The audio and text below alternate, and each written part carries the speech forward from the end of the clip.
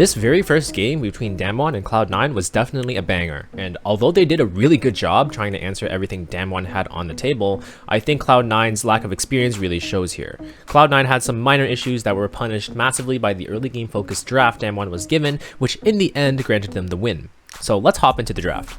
Quick reminder to hit subscribe if you've liked the video. Only 4% of my audience is subs, so I'd really appreciate it if you could. On to the video. So on to draft. The bans are fine here. I think a B1 Morg is very standard in today's metagame. It's a very strong, well-rounded jungler with insane clear speed, and it's just an insane champion in the meta right now. C9 responds with an R1, R2 Kindred Varus combo, which immediately responds the Morg to prevent that forward comp that Morgana can really enable. The Varus also pinches a potential Jinx pick here, which is really smart. It would otherwise be really hard for C9 to deal with, considering they drafted for a backward pacing comp, so the Jinx would just be untouched. The Jhin Leona B2 B3 here was definitely a practice attempt out of scrims or something out of Damwon, because they locked it really instantly. This was of course to establish that forward facing comp that Damwon wants to use with the Morgana, so I really like this adaptation here. C9 then tried to respond and fully embrace their backward facing comp with the Tahm Kench R3, which is actually a really great counter here, as it meshes well with the comp identity that C9 has and allows for so much more space for Sven and Vulcan to play with. For second phase of bans, both teams are really focused on banning things that the other team may pull out as a cheese pick. So DK opt for the standard Ori ban for a potential R4 from Cloud9, and then a Lulu tech ban, likely happening from scrims, but also a strong combo with the Kindred Lulu in a solo lane. C9 opts ban out Renekton versus DK, as they've been able to show that they can play at both top and mid really disgustingly, and as well as Lucian, which is also a great enabler for an AP jungler like Morgana. R4 victory here is pretty standard. C9 just needs a control mage that creates space and can punish the forward moving comp that Damwon has established here. Azir would also be a decent R4 here, but it looks like C9 did their research, predicting the B4 B5 Zoe Gnar pick here. Zoe is one of the few bad matchups for Azir in the meta right now, so that was a really good read on them. Gnar B5 is also fairly smart from Damwon, however, because they're fully aware that C9 has a backward comp and there's no matchup in the game remaining that can really punish the Gnar here. The reason for this is not too complicated. The most punishing counters for Gnar in the current game state are Jace and Irelia. Jace was already banned previously by C9 in the first phase of the draft, and although the Irelia was available for a pick, as a forward champion, it completely contradicts what C9 wants to go for here. So the Gangplank R5 is a decent matchup and contributes well to the comp, which is what I would have picked here, and which is what I love in this scenario. So overall here, DK has a very standard forward playing comp, leveraging that Morgana B1 to its greatest potential here. There's also prio generating matchups in also every lane, giving DK so much more room to work with. Cloud9 has embraced that identity and has instead adapted for a backward comp, which gave them a decent win condition, but giving a team like DK that much more room to work with is very, very difficult to overcome.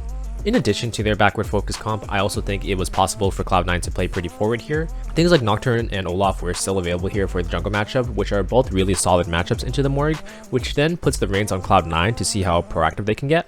I won't go into too many specifics because I think Cloud9's comp was actually still fine in the end, and there's a ton of ways that the draft could go from that point, but that's my main thoughts on that. Moving on to the in-game scenarios is where Damwon Kia really shows their unity and how experienced they are working with different scenarios, and their flexibility really edges them over Cloud9 here, giving them just a little bit of tempo they need to really just get a stranglehold on Cloud9 and end the game.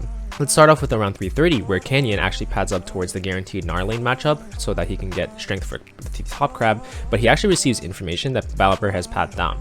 Showmaker has also created mid-prow here, so he recognizes that and actually crosses down for the bot crab even though he padded up. This pays huge dividends as it eventually translated into Canyon being able to get the double crab onto Blabber, and then it gives the Kindred a really hard time in the matchups from the early phases of the game. Moving on to the first Drake fight, I think it was a really good steal by Canyon to create space as well, but also good on C9 to properly assess the situation and understand that they were favored here, earning them the right to that first blood potential. They had a very backward comp, yes, but they were able to abuse the fact that Perkz had mid-prow here, and they were aware that Showmaker wasn't base and allowed them to just play really confidently and secure the first kill. Khan did a really good job of being able to punish Blabber's jungle timings here. This is kind of what I mean by Damwon is really experienced and understanding what windows they have and where the enemy could be. This is not something an NA team would be able to do per se. I don't think Cloud9 would ever be punished by something like that, and this kind of trickles down into other parts of the game as well, and actually is what I think contributes to how Cloud9 were able to lose this game in the end. At 12 minutes, the Drake fight here just highlights C9's strength as a team fighting team.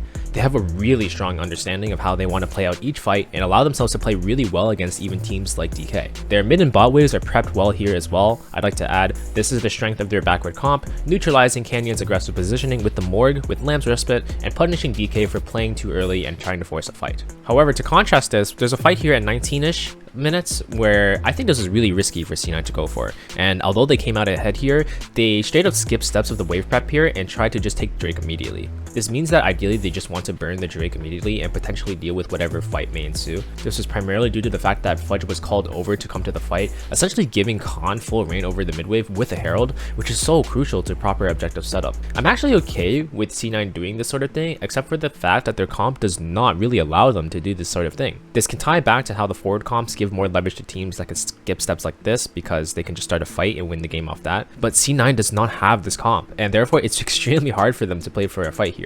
They have to play for control and allow themselves to really choke out the enemy, which is not possible in this case.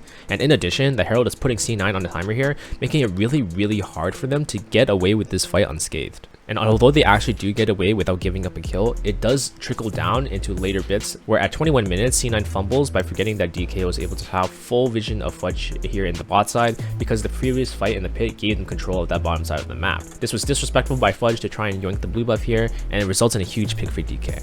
This creates a tempo advantage that bleeds into future fights for DK's favor and now allows DK to play on their terms. And on a comp that's more backward focused and it's hard to get vision without a solid lead, it feels really hard to play the game right now for C9.